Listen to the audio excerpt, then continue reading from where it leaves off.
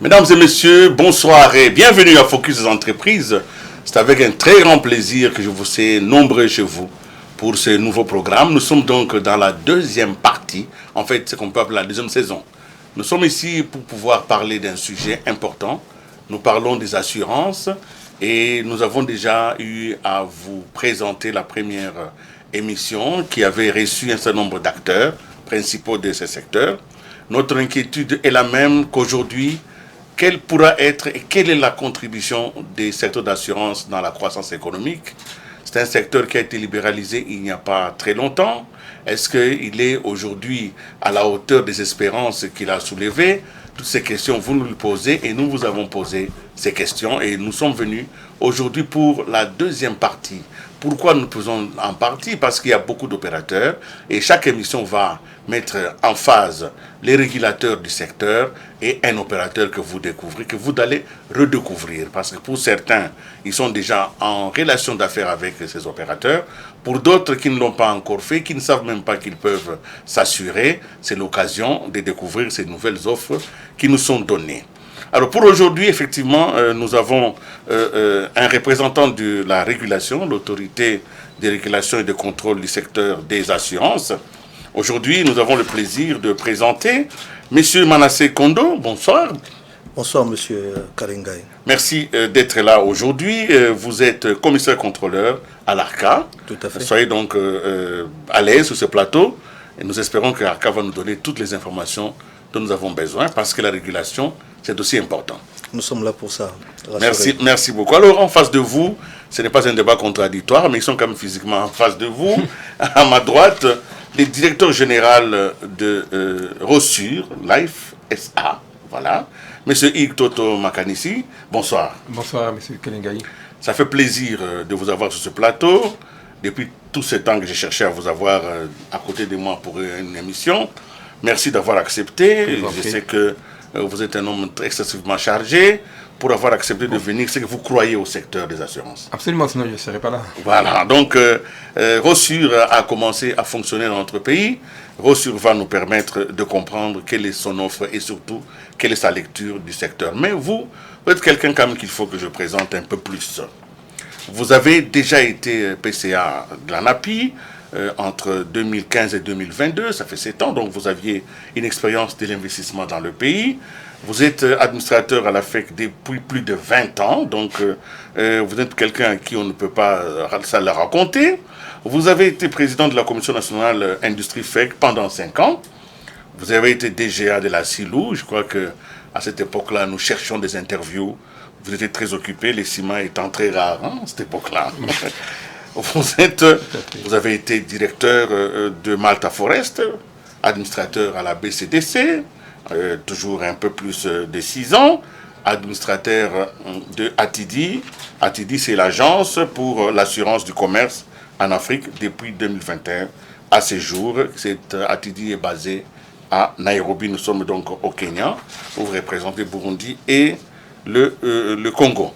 Voilà, vous êtes quelqu'un d'assez expérimenté, si je peux dire, seulement expérimenté, pour ne pas avoir une langue de bois. Hein. J'espère que vous allez nous dire exactement de quoi il s'agit quand on parle d'assurance. Vous n'êtes pas venu seul, vous êtes venu aujourd'hui avec un autre cadre important de votre entreprise de Rossure, c'est Olivier Fidami. Bonsoir. Bonsoir, monsieur Kalingai. Voilà, cette fois-ci, je ne me tromperai pas. C'est Olivier Fidami. Exactement. Alors, je vous ai demandé, mais Fidami, est-ce que c'est congolais, ça? C'est une erreur que je pose, mais c'est pas moi, hein. Beaucoup de gens se posent la question. Fidami. Ben, vous savez, c'est pas une abréviation. Non. Comme vous savez, c'est à la mode. Je suis congolais de père et de mère. Merci. Vous êtes responsable de conformité au niveau des Rossures. Voilà un peu le panel de ce soir. Nous allons avec eux discuter un tout petit peu, voir dans quelle mesure notre pays peut profiter de cette inventivité. Le législateur a préféré ouvrir les secteurs d'assurance qui étaient le monopole de la SONAS. Aujourd'hui, ce n'est pas ce monopole, d'autres entreprises sont nées. Mais ma première question, je la pose d'abord au DG de Rossure, elle est sur notre économie. Oui. Alors, pour pouvoir se rassurer, pour pouvoir assurer son business, et nous tirons ça de l'activité économique. Mais cette activité économique, comment elle se présente? Parce que c'est de cette activité que les chiffres d'affaires des assurances peuvent sortir. De votre point de vue et votre longue expérience, quelle est la situation économique de notre pays aujourd'hui? Merci beaucoup, M. Kalengai. En fait, pour répondre à cette question, je vais essayer un peu de parler de l'aspect macroéconomique. Comme vous avez constaté, ça fait quand même plusieurs années que notre pays connaît un taux de croissance positif. L'année 2022, le taux s'est situé aux alentours de 6,6% de croissance. En 2023 également, on atteint plus ou moins 6,8%. C'est pour dire que l'activité économique est en croissance, le PIB également est en croissance. Alors, les grands contributeurs de l'économie congolaise, c'est notamment le secteur minier, qui apporte, je crois, plus de presque 40% de PIB, suivi du secteur tertiaire, c'est-à-dire le commerce général et autres, plus ou moins 34%, et puis le troisième secteur tertiaire, l'industrie, plus ou moins 25%.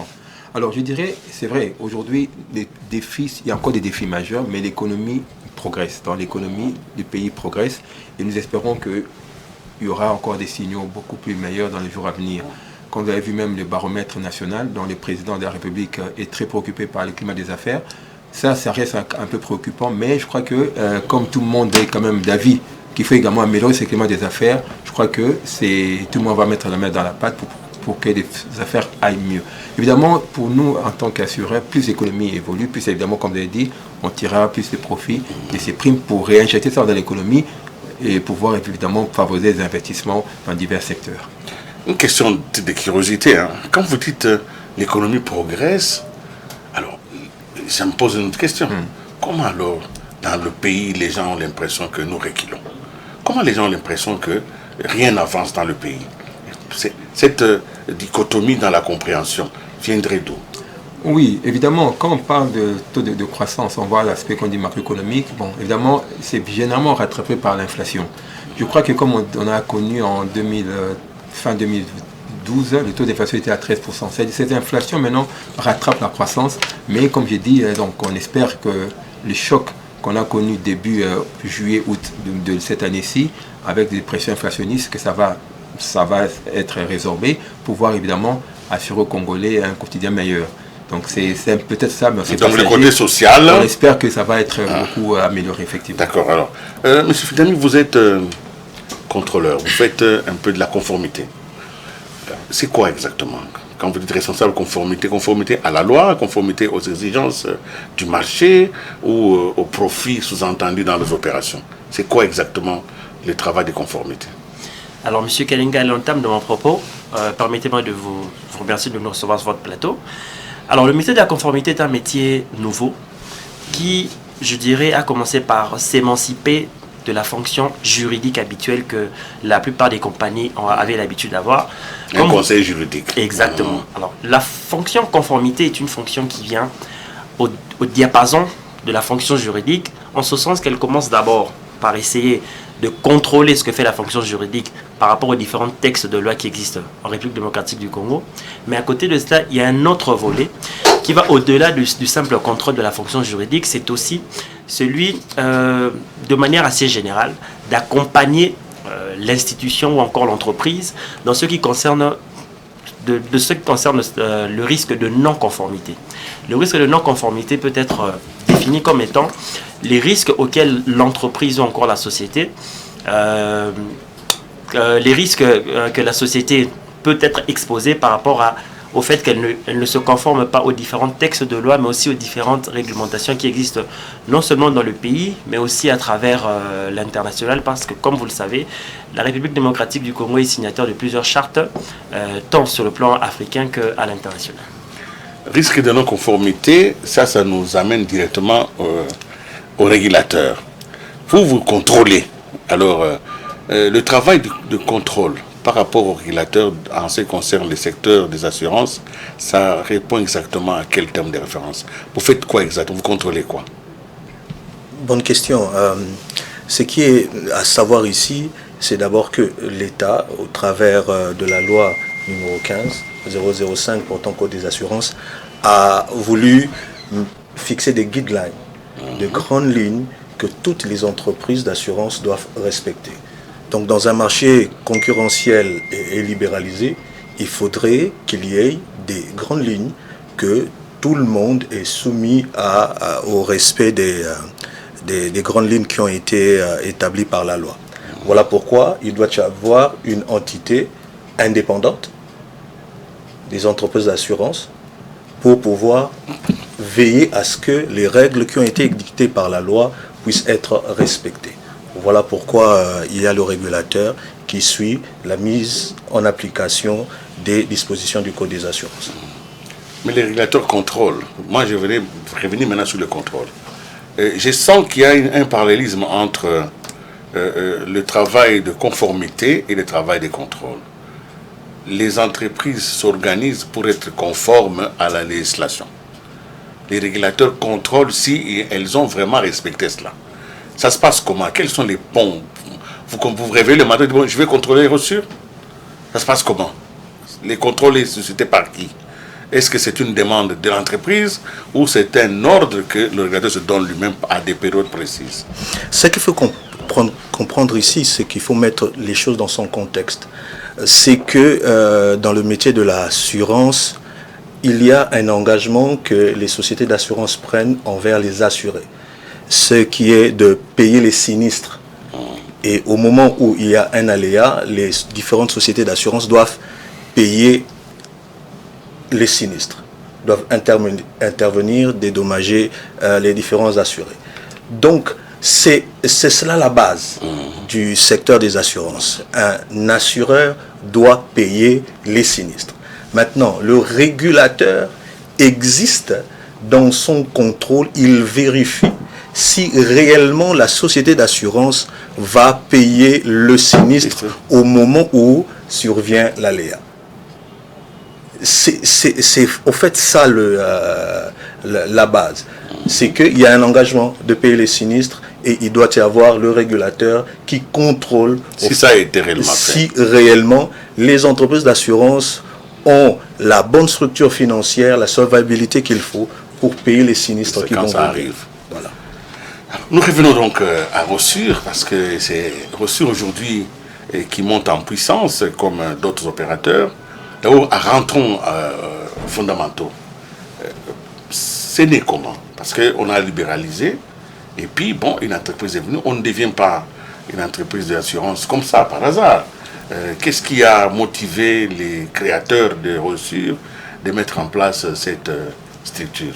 Merci beaucoup pour cette question. Comme vous savez, Rossure est également créé donc, après la libération du secteur des assurances, intervenue grâce évidemment à la promulgation de la loi portant code des assurances, et par évidemment la volonté de la famille Raoudji, que vous connaissez très bien, qui existe depuis 1922 au Congo, et qui ont développé pas mal d'activités aussi bien dans le commerce général, industrie et la banque Robank que vous connaissez. Évidemment, le métier de l'assurance et le métier des banques sont des métiers, comme vous savez, dans beaucoup des cieux, sont des métiers qui vont toujours ensemble. Aujourd'hui, évidemment, il était tout à fait normal, je dirais même naturel, par l'ouverture de ce marché qui a été évidemment favorisé par le code d'assurance, que les actionnaires puissent évidemment mettre tout ce qu'il faut pour créer ces deux sociétés, donc Rossure SA, qui s'occupe évidemment de tout ce qui est assurance générale, et Rossure Life qui s'occupe d'assurance vie, pour respecter évidemment le code des assurances qui souhaite que les deux branches soient menées par deux sociétés distinctes. Voilà. Vous avez donc une offre que vous envoyez à l'opinion. Alors nous allons quand même souffler un tout petit peu avec l'opinion publique. Est-ce que les gens s'assurent? Est-ce que quand vous allez dans la rue, le degré de pénétration de messages des opérateurs et il entre à la population dans quelle proportion? Vous avez certainement des chiffres, mais nous avons fait quand même un petit sondage de rue, un tout petit peu, pour savoir si les gens s'assuraient, et si oui, pour quel type de police d'assurance, sinon, pourquoi ils ne le faisaient pas? C'est comme ça, au pif, suivant ces éléments. Non, je n'ai jamais souscrit à une assurance, parce qu'on n'est pas trop sûr de l'assurance en République démocratique du Congo. Nous voyons avec le cas des accidents, il y a les gens qui ont souscrit l'assurance, véhicule ou autre chose, et quand il y a accident, l'assurance ne prend pas en charge. Et l'autre fois, ils avaient fait la publicité qu'ils ont commencé à payer. C'était des mensonges. Parce que j'ai connu un cas d'une femme qui a marché jusqu'à ce qu'elle est morte. Elle n'a jamais été payée par l'assurance. Donc ce que nous voyons à la télé, que non, l'assurance est en train de payer là, ce sont des mensonges. Nous, on n'a jamais eu ça. Yango ezaka bien okuta to mwana moko na nzela to mutuka oleke leta alukile makambo ebele to boluka na makambo ebele wana assurance eza kocouvrir yo ekocouvrir yo na makambo ebele surtout biso bato ya nzela totambola mingi lobano na bao batambola mingi te nayebi te me biso totambolaka mingi esenga fo ezala po esungaka mingi esunga mingi na baka mingi na nzela mwana moko boye alekani pa oniati frère ntango so chrétien kaka ma banolukile makambo ebele ntango assurance ezali moniki oza sauve ese esunganga mingi surtout ndeka nalobi biso ya totambolaka mingi omona mwa erreur mo esalami ochrétien motuka bato ono futa couleur ça va awa namoni nakopesa $10 ote obana lugama makambo ebele bo ça va si c'est comme ça zela ponga mpe naza assuré toluka assurance afuta mona ye kutu mona aza nango te esunginga monika esunginga na bimisi assurance ye aza nango te ale moya memelanga sumaka o 10 onanga te nakopesa su te nalobaki lero wana po totia mbutillage te na nzela mais yo namoni kote yo komi wana assurance nanga ngo ye eza te omoni ye eza te sikona naza na tort l'assurance te mpona tozokipe yango te mais assurance eza bien ezosunga biso quand même soki ozopaye moto lokola tokipe plaque ekozala bien mpona assurance. Maintenant elo nini ezosalaki osala te ti sikoyo mbongo ezangi eza nini bacondition eleki mbongo eza mais ka négligence kaka négligence mais soki otie volonté okozona ye sona so ozala bien anga de accident ekosunga oyo na makambo mosusu basombelanga assurance mpona ke ya kokima ya badanger mosusu tokutana nango lokola na banzela lokola place wana ngai nga namona lokola sonasi place wana lokola afacilita biso lokola tokokutana lokola na bakamo ya bagrave ngai nga natali ke mbongo ya kobongisa yango eza ngai te yango ke fo ke natinda ye lokola na nio na kota sonasi lokola bon ngai nanu te nakutana na ka depuis na banda mambaka oyo 6 ans yango nanu te nakutana na ka wana mais naza na bato mpe bakutana mpe na baka wana ya bagrave mpe bakenda mpe kuna mpe batravaille bango mais lele moko mpe eloko mpe namonaka mpe esu mpe bien te lisusu na nini na biso susu nasi lere atekela biso lokola baassurance na ye mais tomonaka mpe lokola bato misusu mpe akoki mpe atuti mpe accident moko mpe ya grave mais akokende boye sonasi babandi kobinisa ye ti ekokoma yango mpe place wana mpe esalaka mpe lere moko mpe bien mpe ti lisusu parce que dans l'entreprise dans la côté parce que dans l'assurance on a dans la on a entreprise ou bien toi tu as dans. Voilà, nous revenons sur ce plateau. Vous avez suivi avec moi ces avis. Alors je vais vous laisser réagir chacun selon la sensibilité, selon les éléments qu'il a tirés de ces éléments. Monsieur Kondo. Bon, les interventions de la population montrent bel et bien qu'il y a un travail à faire dans la sensibilisation sur les assurances. Vous savez, je l'ai dit tout à l'heure, que le travail de l'assureur, c'est payer les sinistres. Et la meilleure des sensibilisations pour que la population puisse s'assurer, c'est que la population puisse avoir des évidences, que les assureurs payent correctement les sinistres. Vous savez, dans nos différentes missions de contrôle, une petite anecdote, M. Kalengai, on s'est retrouvé dans la vérification de tout ce qui est sinistre à payer, un assureur qui a dû rembourser une voiture, une Prado TX, à un assuré. Imaginez-vous. Alors moi, en tant que chef de mission, je pose la question aux responsables, mais je n'ai pas vu ça à la télé. Pourquoi cette bonne nouvelle n'est pas parvenue? Il n'y a que les mauvaises nouvelles. Donc, c'est la bonne sensibilisation des assurés, du grand public à prendre des assurances. C'est dans l'épreuve que nous mettons devant eux dans la gestion et dans l'indemnisation du sinistre. Voilà. Monsieur Fidami. Alors moi je commencerai mon propos par une citation qui dit qu'un arbre qui tombe fait plus de bruit qu'une forêt qui pousse. Certes, il y a un passif que nous traînons depuis, depuis bien avant la libéralisation, qui continue jusqu'à maintenant à faire son bonhomme de chemin.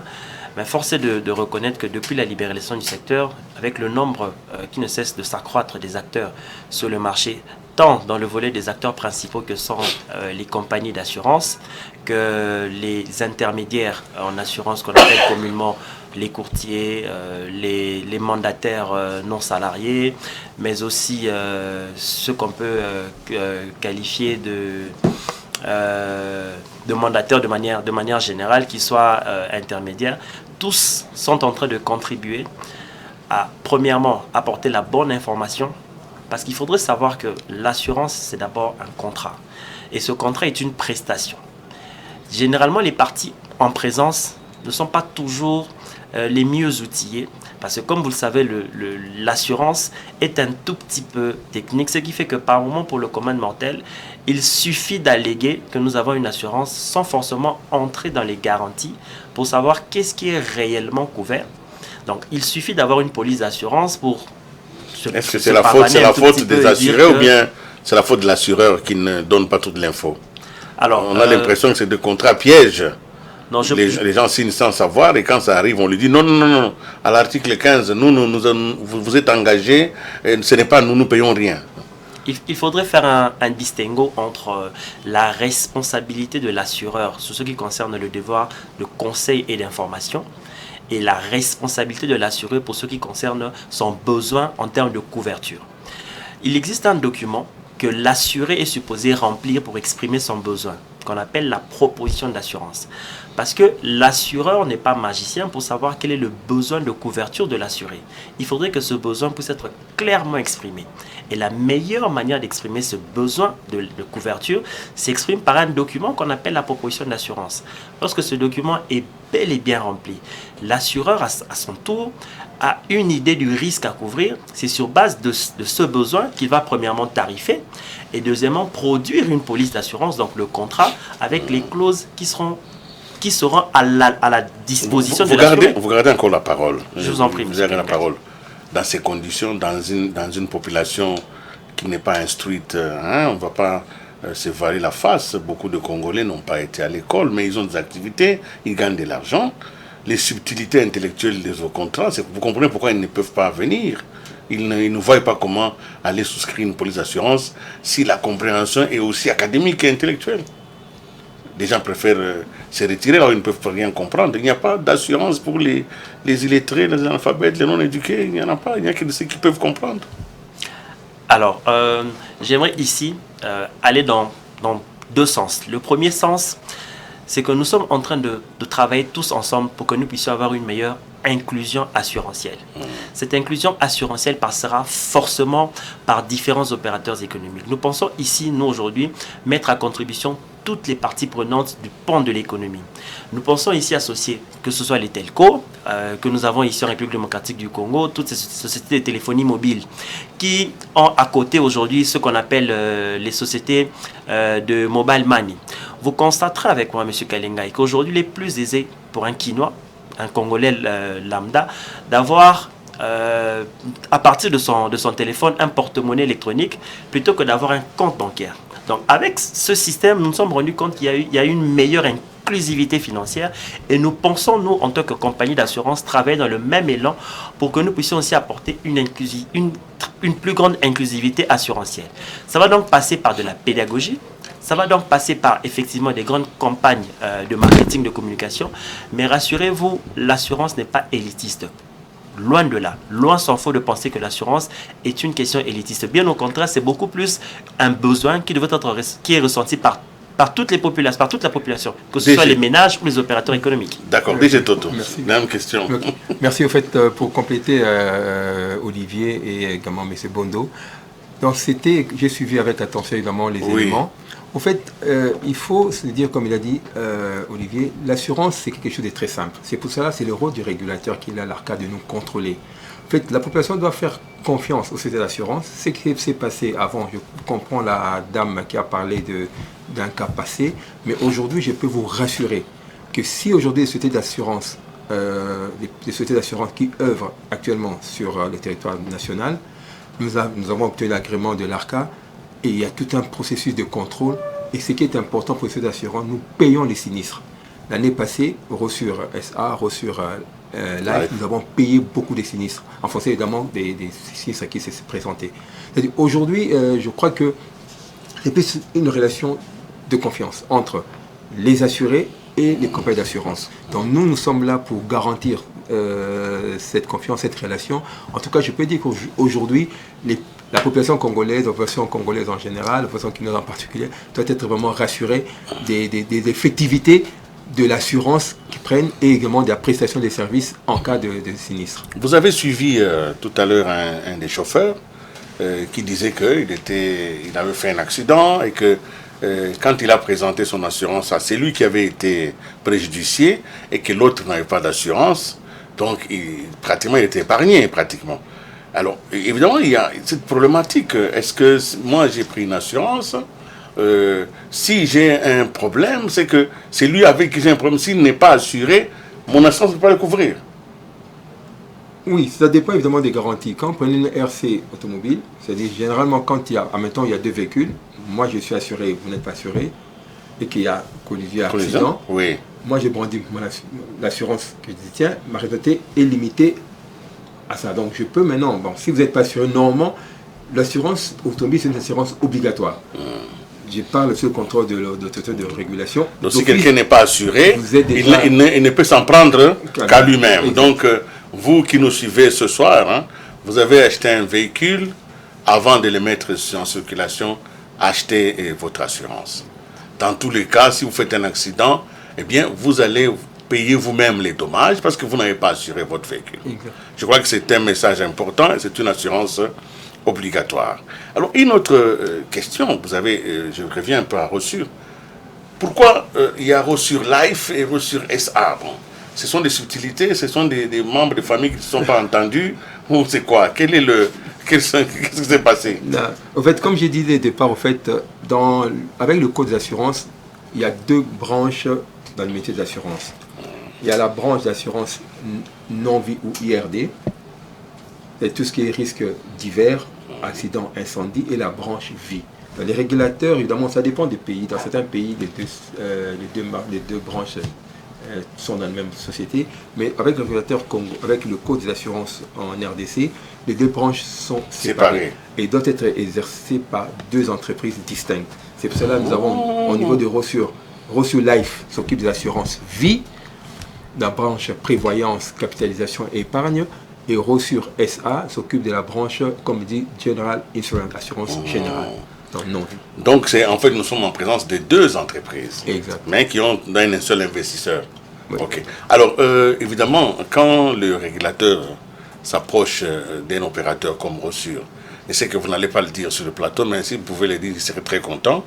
Qu'est-ce que vous lui reprochez souvent à Rossure, comme ça, c'est entre nous. Bon, déjà, il faut dire que nous, quand on s'approche de toutes les sociétés d'assurance, on a certaines choses que l'on regarde. Bien évidemment, il y a tous les aspects de gouvernance. Parce que peu importe les fonds que vous donnez, vous investissez dans une société d'assurance, ces entreprises-là doivent être dirigées par des personnes qui ont une probité morale, mais aussi qui ont des compétences. C'est la raison pour laquelle nous avons M. Toto ici. Vous avez aussi un grand pinceau son CV. Donc ça, c'est un élément. Et nous insistons avec toutes les entreprises d'assurance que nous devons aussi voir des Congolais émerger dans les postes de responsabilité pour que cette libéralisation soit réellement bénéfique pour le Congolais. Donc c'est une exigence du régulateur que nous sommes. Voilà pourquoi vous avez des Congolais qui sont actuellement DG des sociétés d'assurance. Ça, c'est déjà un aspect au niveau de la gouvernance. Il y a plusieurs autres aspects que nous regardons. Alors, évidemment, il y a les opérateurs des assurances. Vous pouvez contrôler ce qu'ils font. Mais quand vous regardez le niveau de pénétration du marché, il est très faible. Nous sommes à 2-3%. Ce n'est pas beaucoup. Il y a beaucoup d'immeubles qui se construisent dans cette ville. Il y a beaucoup d'entreprises, même de l'État, qui posent des actes de gestion, des actes d'échange de propriété, mais qui ne sont pas assurés. Nous avons fait notre petit contrôle. Il y a des bâtiments dans la ville ici. Des bâtiments qui sont érigés à la Gombe, partout. Quand nous demandons un tout petit peu, nous creusons, ces bâtiments ne sont pas assurés. Est-ce que l'ARCA peut contrôler, peut faire un contrôle avant que les gens puissent commencer à construire? Est-ce que l'ARCA peut contrôler pour que, au lieu d'aller chez les opérateurs pour voir comment ils peuvent rembourser les sinistres, mais aller chez ceux qui agissent sans être assurés? Est-ce que vous avez ce pouvoir? Si vous ne l'avez pas, est-ce que c'est possible de l'obtenir et comment le faire? Bien évidemment, nous avons ce pouvoir-là. Actuellement, l'ARCA travaille dans le respect des 6 assurances obligatoires, entre autres l'assurance des constructions et incendies que vous avez cité tout à l'heure. Donc, nous avons commencé par un premier volet, ce qui est le respect de la faculté à l'importation, que nous avons lancé au cours de cette année 2023 par un système national d'émission des certificats. Ce système national d'émission des certificats d'assurance faculté à l'importation, nous le faisons avec la DGDA, qui est compétente en la matière d'importation. Donc, notre stratégie à ce niveau-là, c'est de pouvoir avoir un écosystème avec plusieurs entités qui ont des prérogatives dévolues dans certains secteurs. Et qui peuvent aider l'ARCA à s'assurer que les assurances obligatoires sont correctement respectées. Entre autres, vous avez le ministère de l'Habitat, tout ce qui est affaires foncières et tout ça. Alors, comme cet écosystème va se mettre en place, le ministère de l'Habitat, les affaires foncières seront, je dois le dire, des acteurs de contrôle du respect de l'obligation pour l'assurance construction. Donc il y a tout ça qui est en train de se mettre en œuvre. Mais quand on examine bien cette proposition, je vais demander aussi aux assureurs de réagir par rapport à ça, parce que c'est une question fondamentale. Quand on bien la situation, eh bien l'ARCA il y a des assurances obligatoires, mais qui sont contrôlées par des personnes qui ne sont pas l'ARCA, notamment d'autres services qui ont d'autres objectifs à poursuivre dans leur propre déploiement. Qui va faire le travail à votre place? Vous pensez que la DGDA va s'occuper de ça de manière permanente? Et comment vous faites, parce que ce sont des actes qui sont posés, c'est des contrôles, c'est payant tout ça. Comment vous faites pour que ces fonds-là reviennent vers l'ARCA? Est-ce que l'ARCA ne peut pas, comme d'autres services, avoir des inspecteurs qui vont directement sur les lieux pour contrôler? Faut-il sous-traiter cela? Bon, ce qu'il y a, c'est que nous ne sous-traitons pas. Les attributions de l'ARCA ne sont pas à sous-traiter. Mais nous respectons aussi les attributions des autres organismes. Par exemple, vous avez une belle voiture, M. Kalengai. Celui qui doit contrôler au niveau de la route, c'est le policier qui est là. Donc, l'ARCA doit travailler ensemble avec le policier pour qu'il y ait des contrôles au niveau de chaque carrefour pour que nous puissions nous assurer qu'il y a le respect de l'assurance RC automobile. Donc, c'est un partenariat qui est fait entre la police et l'ARCA. Et il fonctionne jusque maintenant, vous voyez qu'il fonctionne? Nous sommes en train de travailler pour que cela soit mis en place. Mais je vous informe que beaucoup de bâtiments ne sont pas assurés. Hein. Nous avons... Circuler un peu à titre personnel comme ça, vous allez voir que la plupart des gens font l'effet du prince et se passent bien des autorisations et de l'obligation d'assurer les bâtiments. Tout à fait. Ça, nous avons bien fait cette enquête-là. Nous avons les rapports des différents bâtiments qui ne sont pas assurés. Donc, pour nous, nous avons un département d'assurance obligatoire, de surveillance des opérations d'assurance, qui a des inspecteurs qui descendent sur le terrain pour pouvoir vérifier quels sont les différents bâtiments qui ont été assurés ou pas, à ce niveau-là. Mais nous voulons aussi mettre des points de contrôle. Si au moment où vous voulez obtenir une autorisation de bâtir et que celui qui est habilité à vous donner le document d'autorisation de bâtir vous exige d'avoir de l'assurance, vous payez votre assurance. Ça serait très bien. Je crois que si c'est cela qui est fait, ça va vraiment aller très bien. Mais alors pourquoi est-ce que les gens hésitent d'aller s'assurer? C'est quand même un peu anormal. Dans les comportements de l'homo economicus, je crois qu'un être humain est prudent. Quand il a des moyens qu'il met dans une opération, il veut se rassurer que s'il y a un sinistre, il ne va pas tout perdre. Mais pourquoi une résistance à l'assurance dans le pays, monsieur Toto? Merci beaucoup pour cette question, monsieur Kalingay. Donc, je profite d'ailleurs pour vous remercier pour l'organisation de cette émission. Pour abonder dans le même sens que monsieur Bondo, je vais quand même préciser aussi que la personne ne doit pas confondre l'assurance avec une taxe. Ça, c'est déjà quelque chose de très important. Je crois que si dans le passé, on a perçu l'assurance comme étant une taxe, ce n'est pas bon. Parce qu'une fois aussi, j'étais en train de travailler avec une structure où ils voulaient positionner l'assurance comme une taxe. Ils disent non, l'assurance n'est pas une taxe, c'est un service. Comme M. Bondo l'a dit, aujourd'hui, l'assurance, quand vous investissez, vous avez parlé des bâtiments aujourd'hui, je crois que c'est d'abord une assurance obligatoire. C'est d'abord pour sécuriser l'investissement. Ce n'est pas pour faire mal, mais c'est plutôt pour sécuriser. On le voit aujourd'hui, si un bâtiment prend feu, si vous n'êtes pas assuré, tout l'investissement part. Si vous faites une route où il y a une assurance décennale de 10 ans, si la route est mal construite 5 ans après, si la route n'était pas assurée, l'investissement est fini. Aujourd'hui, l'assurance, c'est d'abord un effet qui vient renforcer l'économie d'un pays. Dans toutes les économies mondiales, c'est l'assurance qui fait, je peux me permettre de cette technologie qui assure évidemment les investissements.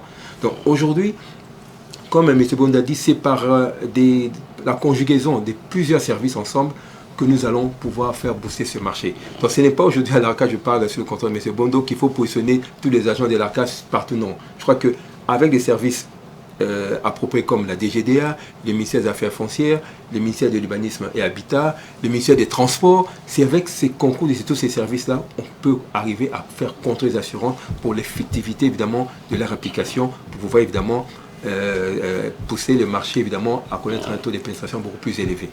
Nous allons prendre la dernière question. Malheureusement, il y a tellement de choses à faire. C'était juste simplement aujourd'hui, vous vous êtes rendu compte que nous nous sommes beaucoup apaisantis sur la conformité, les contrôles et le progrès du marché.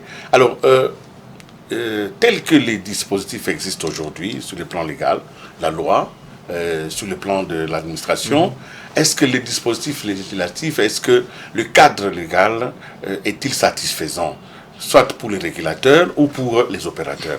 S'il ne l'est pas, quels sont les autres secteurs, quelles sont les voies que l'on peut encore ouvrir pour que ce secteur finalement se développe? Parce que pour le moment, malgré votre bonne volonté, malgré la volonté de l'autorégulation ou de la régulation, le marché ne progresse pas encore. Beaucoup de Congolais ne sont pas assurés. Et pourtant, ils ont des activités de survie au quotidien. La maman qui est maraîchère ne ressent pas le besoin de s'assurer que son champ, qui est saisonnier, il peut avoir la pluie, il peut avoir l'eau, beaucoup de choses. Les études ne sont pas assurées, même la vie elle-même n'est pas assurée. Beaucoup de gens ne sont pas encore arrivés à cela. Vous avez commencé à parler en parlant de la différence entre taxes et, vous avez dit, et assurance. Mais j'aimerais quand même que nous prenions la parole. Nous commençons par Fidami, nous passerons par vous et puis nous finirons par les DG. Alors, M. Kalenga, il est important de noter que la réforme du secteur des assurances, à savoir la levée du monopole, reste une réforme notable de taille. J'aimerais ensuite que nous puissions faire une distinction entre les ménages et les opérateurs économiques. Il y a lieu de noter que les opérateurs économiques avaient l'habitude de s'assurer. Seulement, pour certains d'entre ces opérateurs économiques, ils prenaient cette assurance à l'étranger. Donc, avec cette réforme que nous avons aujourd'hui, qui est portée par le Code des assurances, avec l'article 286 notamment, c'est le lieu ici de saluer cette réforme qui permet que tous ces opérateurs économiques qui avaient l'habitude de s'assurer à l'étranger, de s'assurer localement. Ça nous permet donc d'avoir aujourd'hui des capitaux frais qui peuvent être placés auprès des différentes institutions bancaires. Et avec ces fonds, on peut faire beaucoup de choses. L'autre chose que j'aimerais ajouter par rapport à cette réforme, c'est qu'effectivement, le Code des assurances peut être un chapelet de plusieurs principes. Mais à côté de cela, il y a des mesures d'application qui doivent être prises. C'est donc ici peut-être les lieux aussi d'inviter les différentes parties prenantes pour ce qui concerne les différents textes de loi qui doivent accompagner cette réforme qui a été cristallisée par le Code des assurances, à savoir ici les différents textes qui doivent accompagner la fiscalité, notamment qui doit s'appliquer aux compagnies d'assurance, notamment la mise en place du fonds de garantie pour les automobiles. Il y a comme ça un ensemble de mesures qui doivent être prises par le gouvernement, mais aussi par le Parlement pour permettre une effectivité de cette libéralisation qui porte des fruits. Je peux vous le dire qu'en 4 années et demie, il y a du chemin qui a été fait. Alors, M. Kondo? Bien, pour répondre à cette question, il y a plusieurs points qui sont importants pour le développement de ce secteur libéralisé il y a cela 4 ans. C'est qu'il y a un effort à faire au niveau de la sensibilisation et de la vulgarisation sur le bienfait des assurances. Nous devons, permettez-moi le terme... C'est un travail de l'ARCA, hein, vraiment. C'est un travail de tout le monde. C'est un travail de tous les opérateurs économiques, des sociétés d'assurance, du régulateur. Nous devons nous tous nous mettre ensemble pour que nous puissions travailler sur la sensibilisation et la vulgarisation des bienfaits de l'assurance. Cela nous permet de, et permettez-moi le terme, de nous exorciser à notre passif. Okay? Une question, vous avez gardé la parole parce qu'il va m'échapper.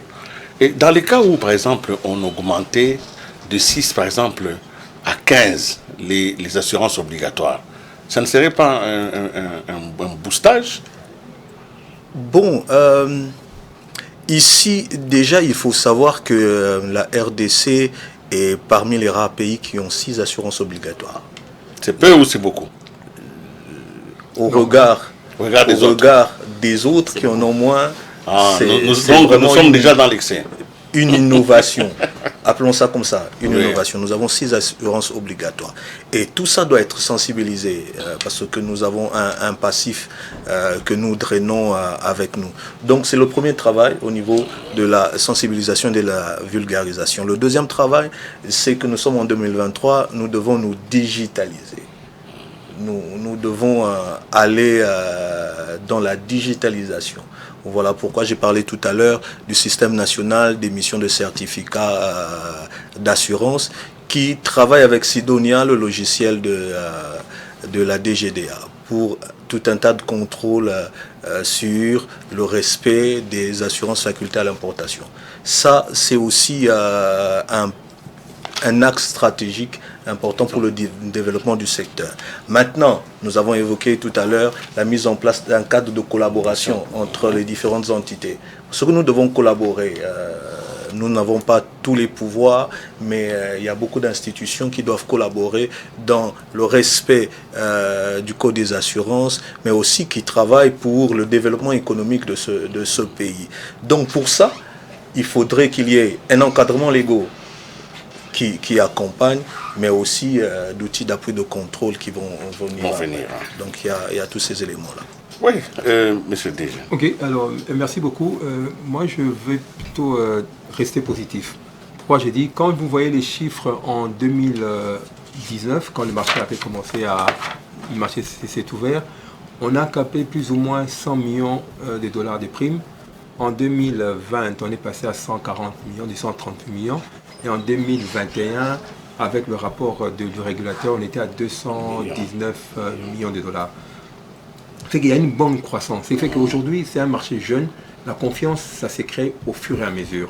Aujourd'hui, avec les régulateurs, les compagnies d'assurance, j'appelle évidemment tous les investisseurs, toutes les compagnies qui œuvrent en RDC, de respecter évidemment le code qui oblige au fait à toute personne, toute entreprise qui exerce en RDC de s'assurer ici auprès d'une compagnie d'assurance agréée en RDC. Je crois que, comme j'ai dit, je reste positif, le marché est en train d'évoluer avec la vulgarisation, parce que nous ne cessons de faire ça. Chaque fois, à notre niveau, nous parlons de ça. Nous essayons de communiquer à travers la République pour pouvoir donner évidemment le bien fondé des assurances. Aujourd'hui, comme je dis, je parle des assurances IRD, comme des assurances vie, qui apportent évidemment une réponse, vraiment une vraie réponse à la population congolaise, surtout pour les gens qui sont dans les microfinances ou l'assurance vie, par exemple l'assurance des prêts.